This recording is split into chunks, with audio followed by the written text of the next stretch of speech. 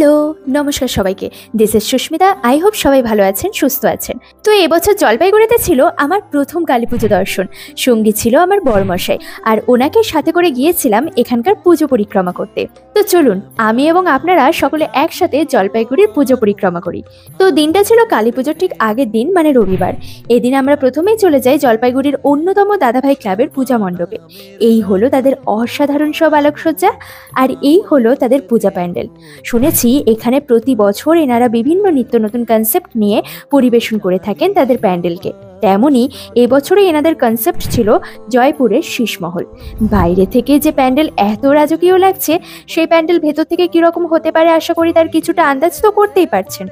জয়পুরের শীষমহলটি একাধারে আবার আয়না প্রাসাদও, যার দেওয়াল ও ছাদে থাকা কাঁচ এবং আয়নার জটিল নকশার জন্যই এটি বিখ্যাত ছিল।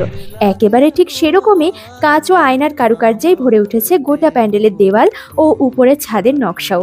তেমনই প্রতিমাকেও নতুনত্ব সাজে সজ্জিত করে তুলতে তারা কিন্তু ভুলে যায়নি। বেশ দারুণ কনসেপ্ট।